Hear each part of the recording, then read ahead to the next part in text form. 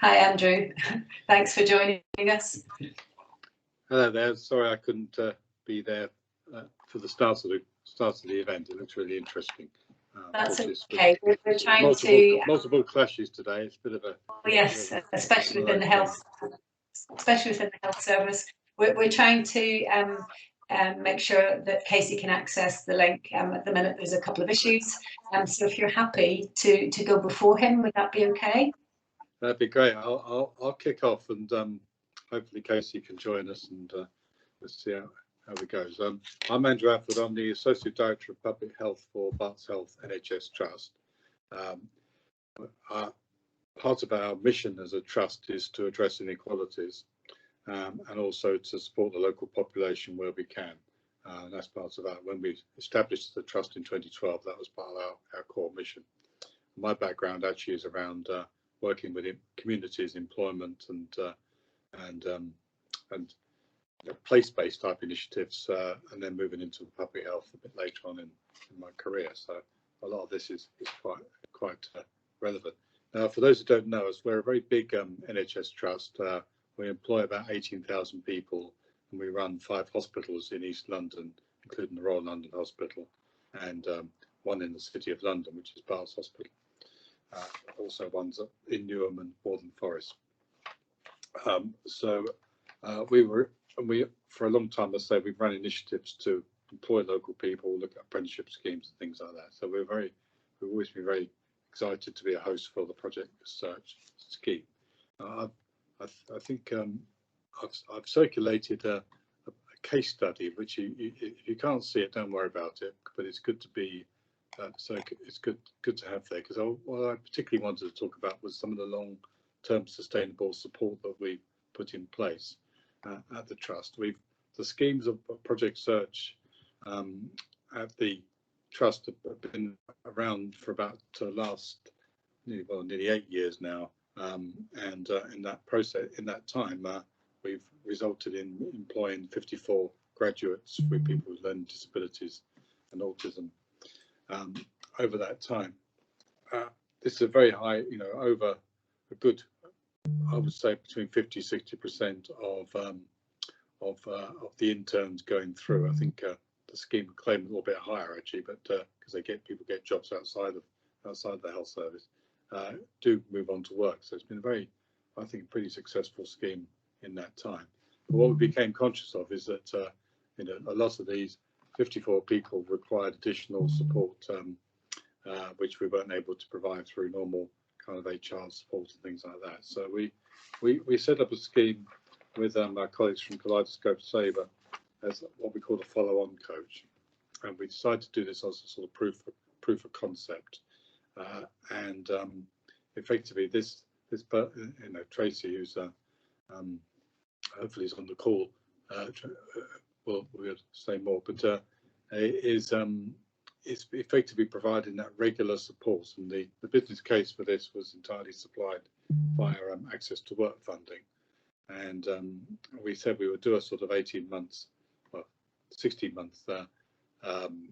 proof of concept, just to see if this basically is paid for itself and was providing a useful service both to managers, the services, and also to the interns. I think the general view is we have. Certainly it's obviously access to work is sometimes not the, dare I say, the easiest process to deal with, but it's basically it's proven itself as an exercise. And particularly in the last year during the COVID-19 pandemic, obviously this has a lot of issues in terms of huge numbers of staff redeployed to different roles across the service, across the trust, and also about a third of our staff working from home as a result of the pandemic. So huge disruptions. So I think it's obviously no one would ever want this as a proving place really, but it's certainly helped retain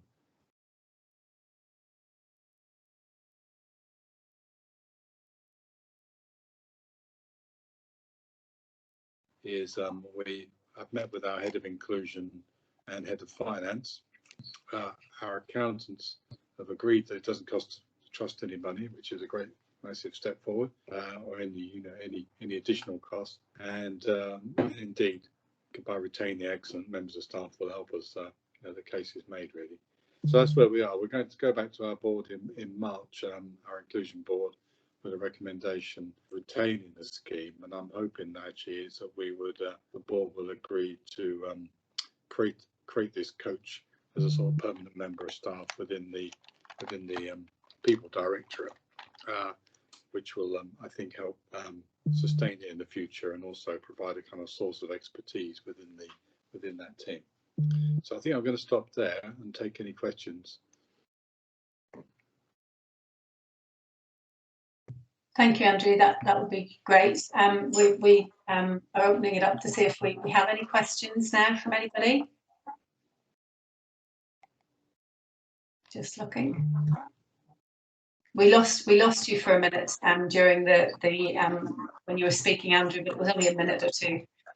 It just froze.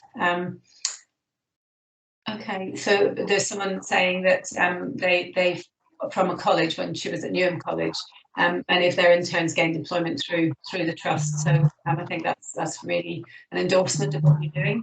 Are there any questions from anyone for Andrew?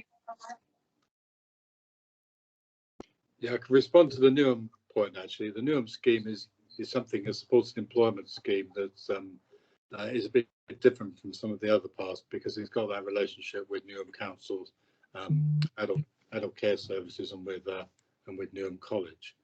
That's been quite interesting because in Newham they've also got, they've brought other employers in such as John Lewis and Asda and people like that. So that's felt quite a different setup from some of the other ones. And so last bit, I think good news anyway, is that the one hospital that hasn't really participated in this scheme, which is Bartholomew's Hospital in the city, the oldest hospital in Britain, is going to a meeting later on today on that. But I think we're likely to see a cohort there, so that'd be quite a we are looking to expand rather than retract. Brilliant. And I know that actually the NHS 10-year plan has quite a few references to increasing opportunities for people with learning disabilities within the workforce. And we're lucky enough to be working with on the Learning Disability Employment Programme, which is being developed within the NHS as an organisation. That's the National Development Team for Inclusion. So, I think that all the work that's happening around the NHS at the minute is amazing. Someone else is saying that it's wonderful to hear of the follow-along support and the fact that it's really beneficial. I think in the absence of a supported employment organisation being involved with a job coach, to have that person within the workforce is really something that is key because it allows you to support an individual if they have any issues that come up perhaps along the way. Maybe if there's some other additional element to their job that they need to be trained in, and the follow-on job coach can come in and do that rather than it being someone from within the workforce. Is that how you use the role? Andrew, may I just ask you, it's Carol Robinson. I think in the past we've probably liaised a bit. Wondering, if you were to try and convince another employer about why it's important to have that follow-on job coaching, what would you say to them? Hi, Carol. I think, well, obviously, these interns come from a special needs environment, which means that they do have additional support and things like that. I think it's very important to promote the idea that these are really valuable. These colleagues are really valuable to us. We've got some fantastic examples of managers who actually, really every year they kind of say, what's looking forward to meeting their new intern, and we can think of people who we employed. I don't want to. I won't use the names, but there's a couple there. There's one who regards himself as the king of the porters, basically, who the study at Whipps Cross, who is, they did a quick productivity support on project search interns who went into some of those roles, and they demonstrated an additional productivity there in terms of commitments and to the job. People really value that, and obviously the commitment, the value to the individual is inequitable, really, in terms of independent living and so on. And we've also got a colleague actually based at Barts, although it's not the scheme hasn't actually started there, who is incredibly well valued, who's on the autism spectrum, who knows exactly what the setup of every bed in her section, and can instantly knows exactly what supplies and things are doing, things like that. Now, I don't want to create the sort of these exceptionalism type things, because everyone's different, but I think you really can see that these the 33 people, 54 people we employed are making a really good contribution. So I think it's getting a bit of I'm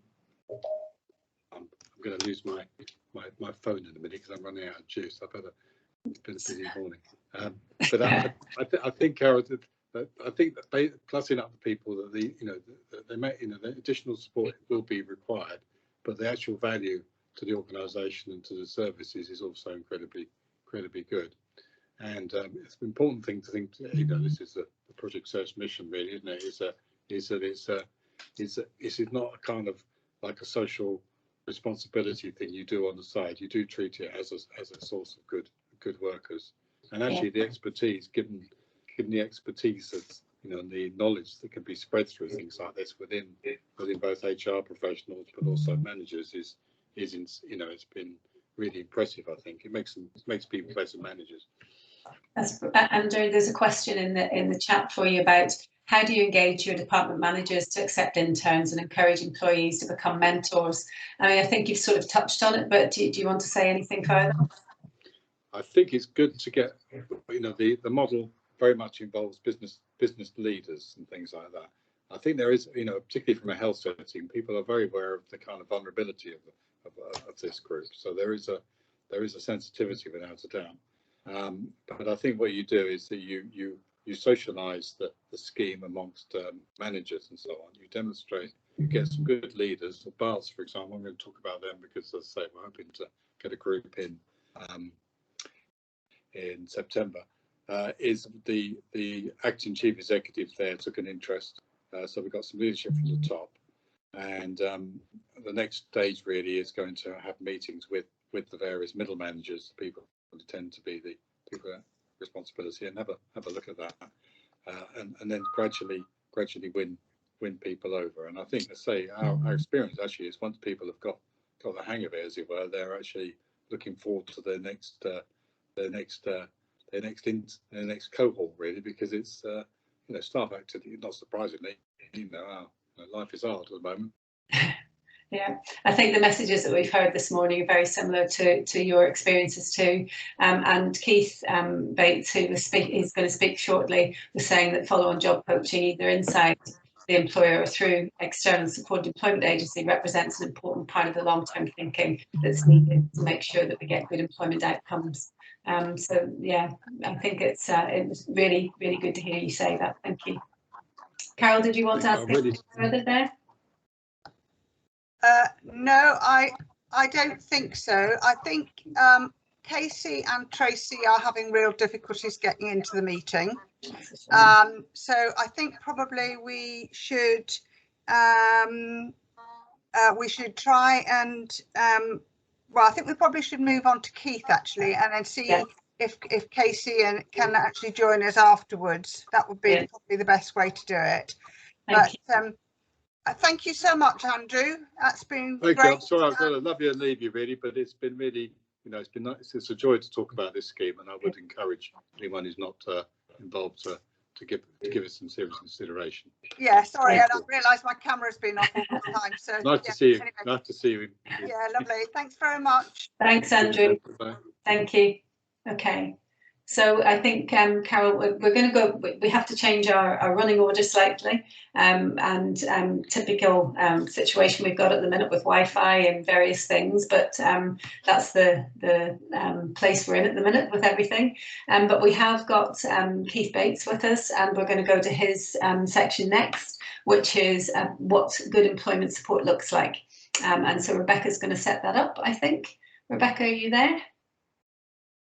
Yeah, do you want to introduce it, Keith, or should I just? Yeah, just to say hello, and I guess at the risk of duplicating the first bit of the presentation, introducing myself as Keith Bates. I've been involved in the support employment world for 30 odd years now, so I'm really passionate about these conversations about trying to improve these awful employment rates, and really inspired today to be part of such a great event, and with speakers offering advice and inspiration and hope, really, you know. And given the tremendous disruption we've had over the last year, we've still got employer after employer showing us the business reasons why they're getting involved in various approaches to increase employment rates for people. I've got a pre-recorded presentation which gives me a chance to respond to questions in the chat room, but I think we've got questions afterwards if the programme is sort of running to plan. So yeah, happy to say. I'm going to turn my camera off, otherwise it's weird watching my own presentation. Yeah, all right.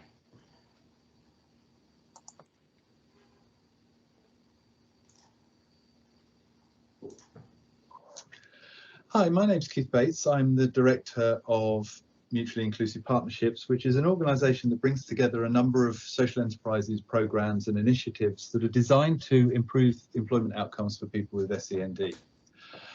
I'm delighted to be presenting today to share some of our experiences in supporting people on their journey to work and some of the approaches that we found helpful in doing so. I want to start with a reminder of the stubbornly low employment rates experienced by people with a learning difficulty.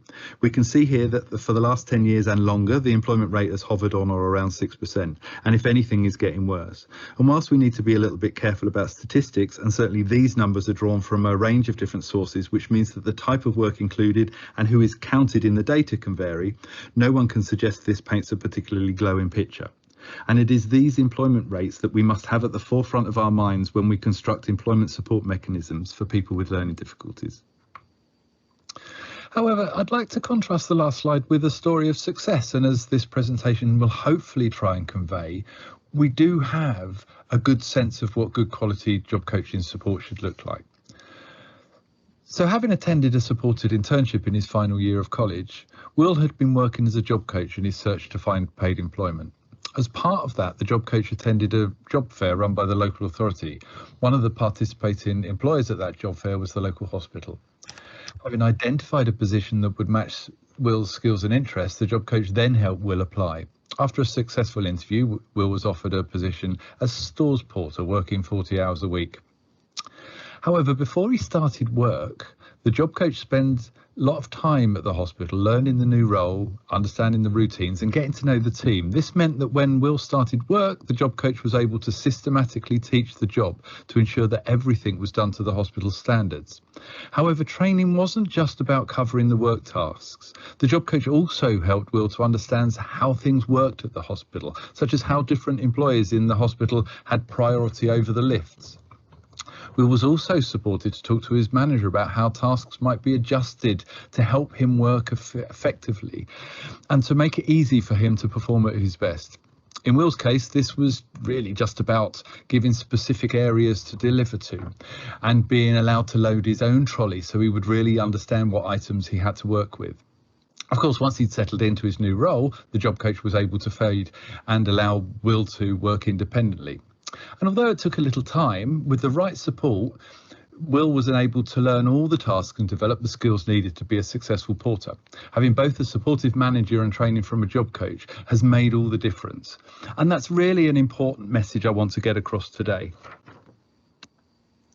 Because we know what works. We know that when we give good quality to support to people who are interested in finding work, we can match their skills, interests and aspirations to the needs of local employers, and we get good outcomes. That's a really important statement when we're working with employers to try and develop more employment opportunities for people with learning difficulties. We know how to do this. And we know what each one of these means. We know what good quality support is, and shortly I'm going to be talking about job coaching and supported employment, which is one of the most effective approaches to supporting people into the workplace. But we also know the importance of getting young people while they're still at school and college to think about their employment future, to work with them and others around them to raise expectations and aspirations of paid work. And we know that we need to think about local employers from an employer's perspective, to think about the business benefits of employing people with learning difficulties and how we can work with them to create more opportunities. So for good quality support, I generally refer to something called supported employment, which is considered one of the most effective ways of supporting people with learning difficulties into work.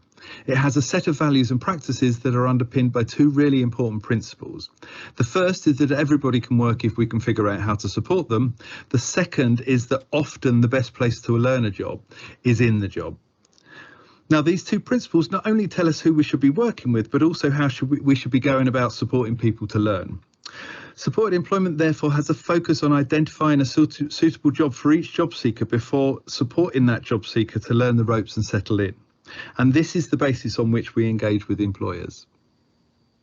So when I talk about good quality employment support, I have in mind working in an integrated setting with ongoing support provided by an agency with expertise in finding employment for disabled people. Of course, I borrow this headline from the British Association for Supported Employment, but what we're really talking about is real work in a real setting for real money, doing jobs that non-disabled people normally do. Our role, therefore, is to provide support to both employer and employee, and there is plenty of evidence as to the efficacy of this as an approach. Evidence that the OECD describes as unequivocal. We know that it produces more sustainable jobs, higher wages, longer hours with lower turnover that improves the self-esteem of the employee while costing less to facilitate. Adopting supported employment processes is a really positive step. The research repeatedly, and you can see this stretches right back to the 80s, repeatedly shows that supported employment is one of the most efficient and effective approaches to supporting disabled people into work, and highlights the link between good quality support and better job outcomes. In terms of a process, supported employment comes in a number of fairly well-defined steps. I'm showing here the 5-step process of supported employment, which starts with client engagement, which is the referral stage that identifies the people who want a job, and is followed by vocational profiling, which is the getting to know you bit, where the job coach really gets to understand the skills, interests and aspirations of the job seeker so they can match those to the knowledge they have of the local economy. Knowledge that tells them what opportunities are available, who is recruiting, what jobs are employers finding it hard to fill, what jobs have a high turnover, and what are employers' headaches. This is all about knowing what's going on at any one time. And certainly right at the moment, we have a lot of disruption to the employment market, where jobs have been changed. Some jobs that were previously seen as low status have raised significantly, while others are becoming much harder. We're also changing the way we work, with more people working remotely and working in different ways. Lastly, the idea of on and off job support recognises that support may vary over time, and the new employee who may need a little bit more support at first, as it becomes independent, that support may fade. Although new tasks or other significant changes may require the support to be ramped up again for a little while. But the overall strategy is about making sure that the employer gets the right worker and the job seeker gets the right job. That's the really important bit here, and it's where the importance of trained and experienced job coaching and supported employment comes into it. So a brief look at the vocational profiling process. I mean, I'm showing here just one way of capturing this, but it's really a process of identifying dreams and goals, interests, but also the skills, interests, talents, motivation behind their desire to get a job. But we want to try and capture other things, the learning style, the environmental preferences. Do people want to work indoors or outdoors? Do they like getting their hands dirty? Do they want to stay clean? Do they like crowded places or quiet places? Trying to find out what's the ideal employment situation for any one individual, but also makes notes of support systems and specific challenges an individual job seeker might face. So good practice employment support would then take the information in a vocational profile and map that against the situation of the local economy to work on the information that we've gleaned from engaging with employers and talking to employers, what headaches they face. Is it Rolando? A plan that matches the interests of the individuals, the skills of the individuals with the needs of local employers. And that's the key part, as we've seen before, of supported employment. And the involvement of job coaches is about supporting that process. So the action plan comes up with the what, the how and the who's of the employment journey. And it offers an opportunity to capture the plan with realistic timescales and gives a form against which progress can be assessed. So all this leads us to knowing the supported employment process as a place, train and maintain approach, which is a significant move away from earlier approaches to supporting disabled people into work. It starts from and leads us directly back to the research. So I come back to my statement about knowing what works and the importance of developing employment support structures that respond to the needs of local employers to get those good outcomes. And of course, these can be translated into business benefits for employers. Not only does that reliability reduce sickness and lower staff turnover, improve an employer's workplace, but it can lead to enhanced company reputation, lead to innovation in products and services, and demonstrate corporate responsibility in employment. These are really important messages when we're working with employers of the efficacy and robustness of working with supported employment agencies and improving the employment outcomes for disabled people. We know also that employers who have hired people in the past are generally positive about hiring them in the future. It suggests that actually experience in working with job coaches and disabled people once allays many of the fears. We know that health and safety research shows that there's very little difference between working with disabled and non-disabled people. And we know that a huge number of consumers interviewed felt much more favourably about companies that hired disabled people. So hopefully the business benefits for employers of not only employing disabled people, but also of working with good employment support providers should be becoming clear, with plenty of academic, anecdotal and practical evidence to back it up. Though perhaps it's the stories we tell that best illustrate how supported employment is really all about partnership. My next example hopefully does just that and shows how supported employment can work with employers who are keen themselves to create more opportunities. This is about David, who's an information worker at the University in Bristol, and his role is to produce public information about their programmes of research. The university as a body and a programme specifically were keen to open their recruitment processes up to a wider group of people. And so working closely with the HR department, they looked to consider how their usual recruitment practices might create barriers for people applying for their posts. The team did some research into accessible recruitment policies elsewhere and then developed their own recruitment pack and easy read versions of a job description and person specification. They then offered the opportunity for candidates to either apply online or via an easy read application form, and importantly held an open day so that people were invited to come and see the environment in which the new worker would be working. This was enabled them to ensure that anyone interested in applying for the job would be able to visit the actual office, meet the team and find out more about the job. The team were also responsive to any adjustments required at an individual level, such as talking to people individually or rather than in a group. In addition to the university website, information was sent out widely to various networks within the local learning, disability and community support sectors. That included supported employment agencies who had a number of candidates ready and interested in this time of employment and who were supported to apply. A short list of people from a wide variety of backgrounds were developed. Supported employment agencies were also involved right from the early stages and those early conversations with the university and their HR team about how they might go about doing things differently and how their usual processes of selection and recruitment might act as barriers. So having met all the requirements of the job description and person specification, David applied for the job and was invited to interview along with other shortlisted candidates. The interview itself consisted of some practical tasks as well as a number of questions that were shared with interview participants prior to the interview to aid people's preparation. Many people attended with a job coaching or other support staff, which meant that the university were taking important steps to open their recruitment practices up and changing the way they recruited. So instead of a panel interview, they were offering a working interview, and instead of closed questions, they were quite open about the types of things that they wanted to talk to people about. The interview tasks included following instructions, using the IT systems, asking for help appropriately, creating easy read information, a key part of the programme, and answering questions about interests and motivations for applying. These were quite straightforward questions for people to work with, and with support were able to undertake the interview quite successfully. However, David came out top and was offered the job. As an employer, the university had met all its responsibilities to make reasonable adjustments by modifying some of the induction processes, and by allowing David more time to undertake training and provide one-page easy read versions of his employment contract. They continue to be in contact with an employment support agency, as David requires job coaching support to help him settle in. The impact on the team has been profound, have been widespread, and an important element of his employment. Beyond his job description, David has had a positive impact on team morale, as well as offering colleagues a practical understanding of learner disability, especially important in this particular team, who would be speaking to members of the public, some of whom might have learning disabilities themselves.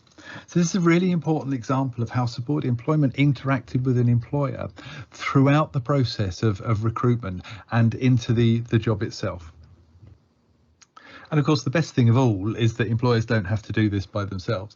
As we've seen in the example of David, and previously in the example of the hospital, job coaching support and employment support agencies are really well positioned to support employers undertake this thinking, to think about how they go around recruiting, attracting and employing people with impairments, to think about whether working interviews are going to be better and more appropriate than panel interviews, to think about how job coaching support can enhance their working practice, to think about disability awareness training, advice about reasonable adjustments.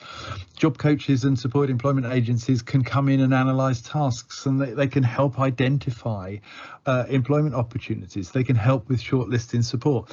In short, a relationship with a supported employment agency is a really important and valuable relationship when it comes to increasing the numbers of disabled people in work. And it's not just the support agencies that can help. There are other campaigns, the Disability Confident campaign. Organisations like the NDTI and Preparing for Adulthood are all there to provide information and guidance about how to take these crucial steps in opening up the workplace to more people with learning difficulties. The stories I've been used today are drawn from a guide for employers that published by the Foundation for People with Learning Disabilities, in which they showcase how employers have worked with supported employment agencies to include people with learning difficulties, to show the small adjustments that were helpful and the advantages of everyone of making them. Case studies that capture the experience of 5 employers that explore the journey from slightly different starting points. The employer who was starting from scratch without an HR department to take care of everything, thinking about the recruitment and selection processes, thinking about how to engage in disability awareness training and the practicalities and approach and meaningful approaches to working with the job coaches, how to build a supportive culture. All this information is freely available. And key to all of this is the role of the job coach, who is the key agent in the supported employment process and the primary link for most employers engaging in this type of work. Also known by a variety of other names, including employment consultant, job trainer, employment support workers, and other terms, the job coach will support both the employer and employee by spending time learning the tasks and understanding the workplace before introducing the new employee. agreeing a specific plan of action which identifies the tasks, the performance level and timescales, which are then adhered to and reviewed at set interviews. This is the basis on which the job coach works. Once they know the employer's requirements in terms of task, quality, timescale, etc., they will then train the new employee to that standard. They will provide systematic training to those agreed tasks and processes and collecting performance data. Although importantly, it is the supervisor or manager that retains management of the new employee. So there's a partnership we see in terms of the new employee, the employer and the job coach, but clearly the employment relationship is between the employer and the new worker. Once the new employee is settled in, the job coach will then gradually fade support so that the new employee can perform tasks unassisted, but they'll keep in touch with both employer and employee and be available to support later should there be any change in the workplace that requires a little bit of extra training again. However, not only does supported employment stand up to scrutiny in its own right in our work with employers, but it's also possible to see how it works in other areas too. Supported internships start to show how good practice job coaching can interact with formal education, and with many internship programs reporting 65, 70, even 75% job outcomes, we start to see the potential for significant shifts in the employment numbers. Similarly, and very close to my own heart, is the potential for job coaching to interact with enterprise and the creation of employment opportunities through self-employment and small business ownership. Whatever the route though, the importance of good practice employment support is highlighted. So I guess this almost inevitably leads to conversations about quality and the importance of having trained and experienced job coaching support. In supported employment, job coaches routinely benefit from something called training in systematic instruction, as well as issues of employer engagement and the individual steps of the supported employment process. To look at this, our industry body, BASE, along with others, promote the National Occupational Standards for Job Coaching and offer specific training to those standards at NVQ Level 3. There's also a quality framework for supported employment with options for self-assessment or external audit. Not only does this offer a glimpse at the ever-growing sophistication of the supported employment world, but broadcast our understanding of the needs of both job seeker and employer in the process. But before I finish, I'd just like to offer one last case study, this time about Zoe, who's a catering worker for Sodexo. Zoe enjoyed catering and she found out at college she wanted to work in that sector. So after she finished college, she saw a job advertised with a catering company, and although she found reading and writing difficult, with the support of her job coach, she completed an application form. She was invited along to an interview, which was long and loads of questions. However, the interviewer agreed to use short, easy to understand words and gave lots of examples to ensure Zoe understood the questions. Zoe was also taken on a tour of the area, which really put her at her ease. Once recruited, her new manager was concerned that the team did not have experience of working with people with learning disabilities. So to help with this, the job coach organised some disability awareness training that focused on how existing staff could support Zoe to become part of the team. Although some of the staff members were nervous at first, the trainer explained how simple adjustments could help, such as providing clear direction, allowing a little extra time to learn new tasks and avoiding given written instructions. The job coach supported her for a couple of days to settle in, but because her manager felt it was important that all staff were comfortable and not isolated, she also arranged for a work buddy to work alongside until Zoe was able to complete all her tasks properly. Soon she was able to work independently, and the job coach keeps in touch with both employer and employee.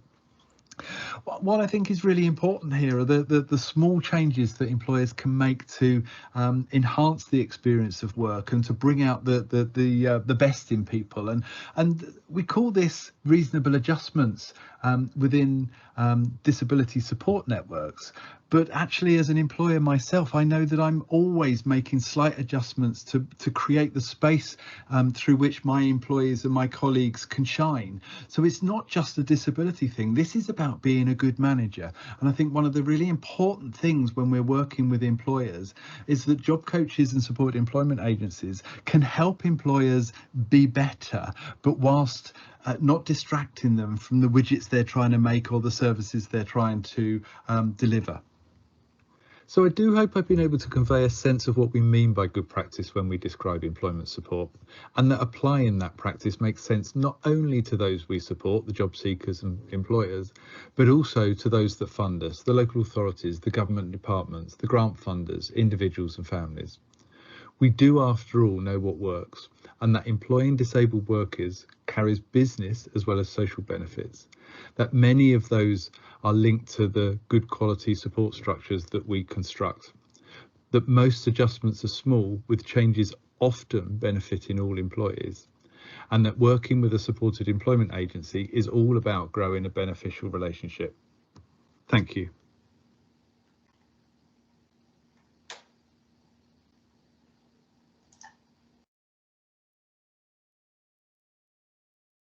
Thank you. Thank you very much, Keith. I think it's probably sensible if we take questions for you now, and then we ask Casey to come and give us his story.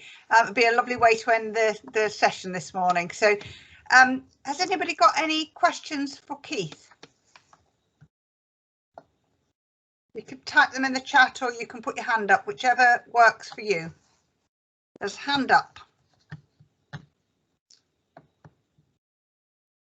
Whose hand is up? Genevieve. Hi there. Genevieve, I'm sorry, that didn't sound very good, did it? Sorry. No worries at all, honestly.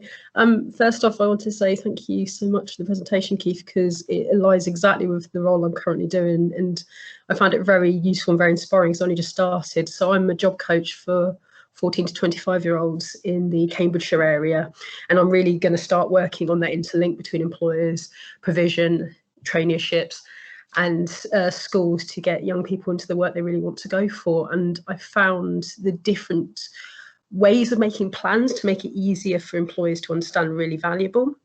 Do you find that when you're building out communication with an employer, or when you've seen sort of the communication passed out, having a very simplistic booklet or simplistic sort of system to kind of discuss through with them is the most valuable, obviously centering it around the young person? Because I know obviously I've made lots of notes about best practice there. Thank you. Yes, it's the key to this is the partnership between the employer, the job seeker, and us as facilitators, supporters, educators. So the answer is always going to be it depends, because it's going to depend on what the young person in your case needs, how that is best going to be communicated to employers. But we've got lots of tools in our world. We've got one. Ellen and Carol will talk enthusiastically about one-page profiles. How we convert our supported employment world and the vocational profiles and the employment plans, which is largely stuff that we create for our own use. They're the raw data that we use, that we pick bits out of and then convert, because our stuff is all about discovery, isn't it? We work with job seekers, young or older, and we have a process of discovery where we're trying to, it's the art of job coaching, where we want to find the magic in the people we're supporting, so that we can then match that to the needs of employers. And we talk a lot about business needs rather than corporate social responsibility, although I did touch upon it in there.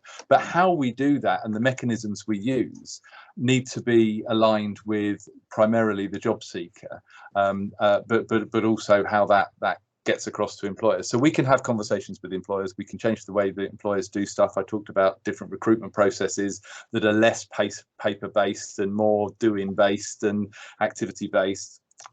Sometimes that's easier than others. We have lots of discussions with large HR departments who can be really helpful. Other times they can be more hesitant, and we kind of have to work with the partnership we've got going. It generally helps to provide information in a way that's useful, and to understand that vocational profiling, employment plans and other bits can be just the forms that we use, and we need to find a conversion route for the people we're supporting, both employer and individual. Absolutely. Thank you so much. Okay. Mike. Yeah, just a quick question, Keith. I was really interested to hear about you talking about self-employment and small businesses, and that it was an area that you'd been putting a lot of work into. And I just wondered where and how to find out a bit more about that. Whether it'd be okay to get in touch. Am I allowed to promote my own work? I spend a lot of time looking at this stuff. So I have my own website, mutuallyinclusive.co.uk, that's got some introductory materials and some resources. But I also work with Carol and Ellen about thinking some of this stuff through as well. So yeah, that we've got some guides and resources. But I'm sort of active in a practical and academic sense, looking at self-employment and how we widen the approach of enterprise to include the people we're supporting. But I'd be glad to share a separate conversation with you if that would be helpful. That'd be fantastic. And also worth saying that we've got a conference a month today that Keith will also be coming to, and he will be talking about self-employment. So you might like to join us, Mike. Thank you. Okay. Any more questions? Don't see any. No, nothing in the chat. Just to say, Mike, there's also quite a lot of resources on the Preparing for Adulthood website, person-centred planning tools and the vocational profile there. So they're quite useful to share with schools and colleges. But that's not to say that Keith won't be really helpful and help you think things through. Okay. Thank you in the chat there. So. Keith, I wanted to ask a question. I'm sorry, I always seem to have a question, don't I? But right. I just wondered whether you have any particular thoughts in relation to multimedia personal profiles in being used with employers. So, it doesn't necessarily need to be multimedia, but something which kind of highlights the qualities of the young person, possibly, or the older person if it's somebody older, that an employer might be interested in prior to them going for an interview. Yeah. And I mean, I think it goes back to that earlier question about how do we facilitate the conversation between job seeker and employer. And I struggle with multimedia questions because I can barely get emails to work, but there's lots of examples of people doing some really creative and innovative stuff, not only around capturing CVs on video that are showing what people can do rather than trying to sort of put it all into text-based forms, that can really kind of highlight the skills, talents and interests of an individual, that can prepare conversations and facilitate introduction. So all of that's possible. Social media, of course, is hugely influential, and I don't think we've touched upon the best of that yet, because there's other ways of sharing, because that's also how we communicate with employers. And very recently we did one of the services I support in Bristol did a small, more anecdotal piece of research asking employers how they go about recruitment. And in one area of the city, it was the use of local neighbourhood networking software that most of the jobs were being created out of. So being aware of how this stuff happens and how we can showcase people's skills, interests and talents through all methods is a really important bit, and we've got to keep up to date with it. Yeah, thank you very much. Okay, so I'm delighted that Casey is now on the call with us. So Casey, are you there? Say hello. Hello. Oh, hi Casey. Hi, welcome. Hi. You've had some technical problems this morning. Yeah. Oh, anyway, lovely to see you. And Hi. You're going to tell us about your journey to getting your job as an outpatient receptionist, aren't you? Yeah, I am. Fab. Okay. So, my name is Casey Nurse, and I'm a graduate of Project Search, and basically I'm an outpatient receptionist at Barts Hospital, and I've been working there for 2 or 3 years now. So yeah, I'm enjoying the job, and it's quite challenging sometimes. Sometimes you get a few angry patients and that, but overall it's all good. Very good. And Casey, Yeah. when you started, where did you do your placements? When I started, I did my placement I started in outpatient as an outpatient receptionist in outpatient main reception area, and then I went to medical engineering for 4 weeks, and then after that I went to facilities, where you just get to go around the hospital, see what mattresses are around the place and that, and everything like that. So it was quite interesting. Mm-hmm. And did you choose your job?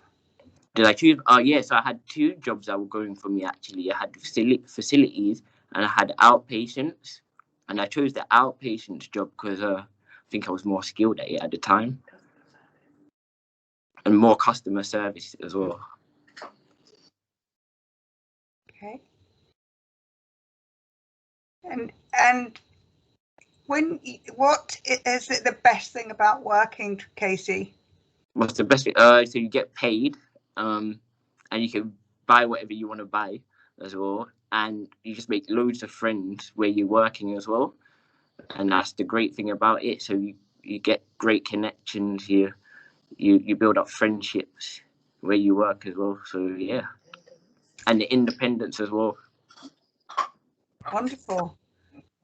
And have you been able to work all the way through the pandemic, all the way through the coronavirus problems? Yeah, I've been able to work through it. It's been a bit challenging, but we've got through it. I'm still here today.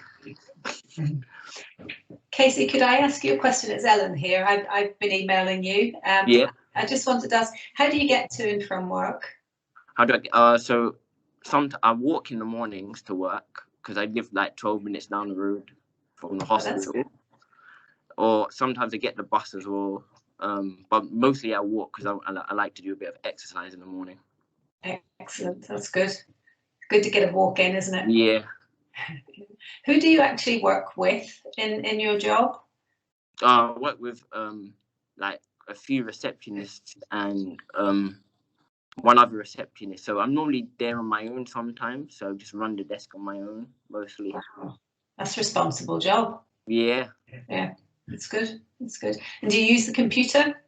I use the computer to check patients' details and tell them where they're going, or if they need to check an appointment or print off an appointment, I'll check it up for them. That's good. Apart from being paid, what's the best bit of your job? Apart from being paid, what?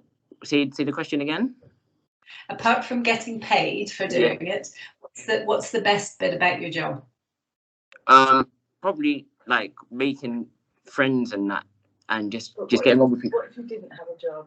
Okay, if I didn't have a job, then I would just be bored at home, just sitting at home.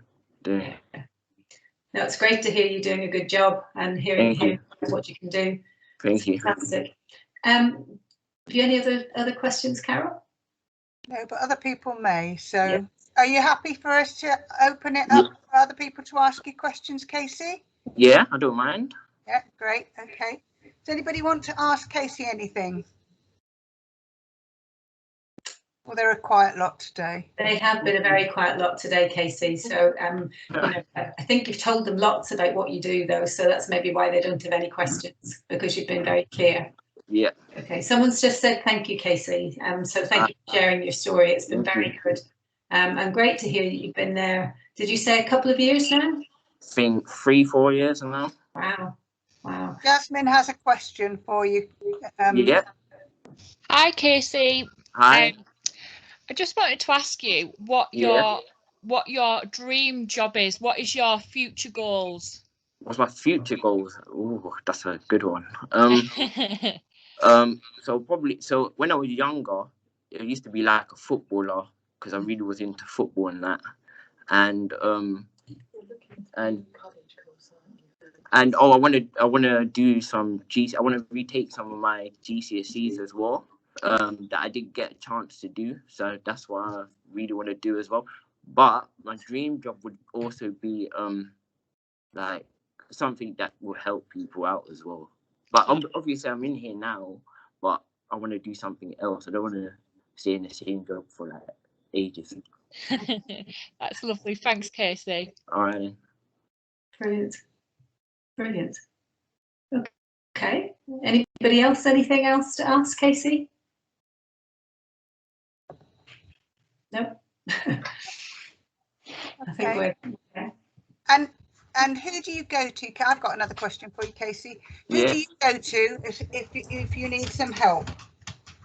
I go to normally like management and just like I would ask them if what about the patient, if the patient needs to direction from somewhere and I don't know where to send them, I'll ask the management.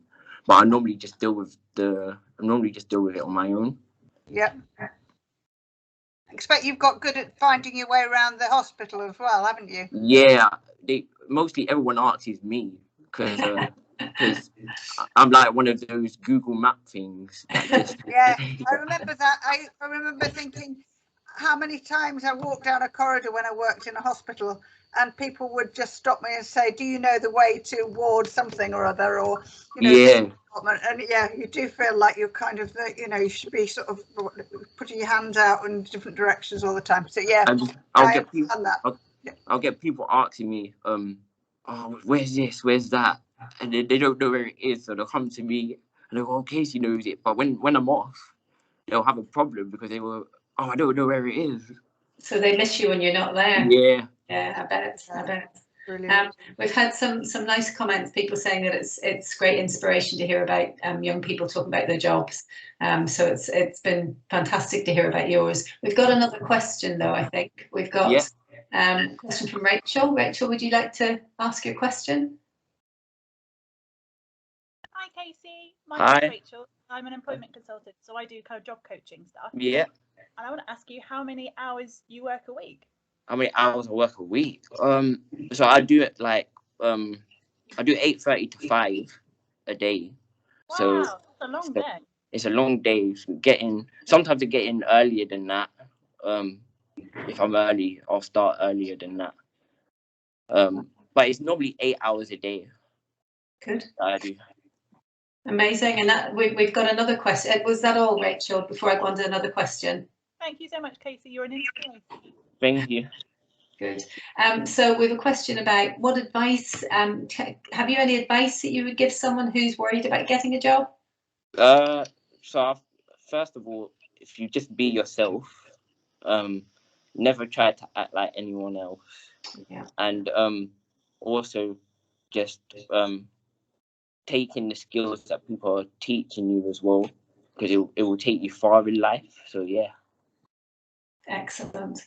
Well, brilliant advice. Thank you. I think we're getting some top tips from the young people that are speaking at our conferences. And I think Rebecca has done some already, but I think we need to add just the top tips from all the young people who have spoken, because some of them are just really amazing, really good. Okay. The person who said that said, thank you, great advice. Oh, thank you. Okay. I think we, yes. At the end of the questions. Okay. Yeah? Okay, well, thank you so much, Casey, and thank you to all our speakers. And, you know, I hope those of you that are listening will agree that we've heard lots of inspiring stuff this morning. And if you're an employer listening today, we hope that you'll feel spurred on to recruit and provide opportunities for young people with additional needs. And we hope that you're going to encourage them to develop their careers as well. So not just give them their first job, but also help them to develop into really fantastic employees. And we also want you to think about how we can all work together to make it more possible for people to get into employment, because we've heard that we're not very good at it at the moment, and I think sometimes we feel a bit protective about, you know, the employers that we do know. And I think, you know, these kind of conferences are an opportunity for us to share and to get best practice out there, and for everybody to feel that this is possible if we have only got the will to do it. And, you know, we know COVID's made things much harder for everybody, but all of these employers that you've heard today are still employing, they are still recruiting, and there will be loads and loads of employers still needing to recruit, particularly in areas where they've seen a boom because of COVID. And there are, you know, sections of the business community that are really thriving, and it's about finding those places and working with those employers to encourage them as well. So I hope you've all enjoyed it. I'm going to just ask Ellen if there's anything else she wants to add, but a final thank you from me to everybody who's contributed today. Thanks, Carol. No, I don't have anything to add apart from just saying thanks to Mary and Rachel and Jasmine for hearing from Casey and also from Andrew. It's been really good day to actually listen to everyone, and also for Edward for coming on and saying his piece and telling us about his job too. So I think we've learned a lot from them, and the messages have been really positive, especially some of the messages around the business need and employers being, I think, encouraged by having a diverse workforce, and it's helping them to understand how to do things better.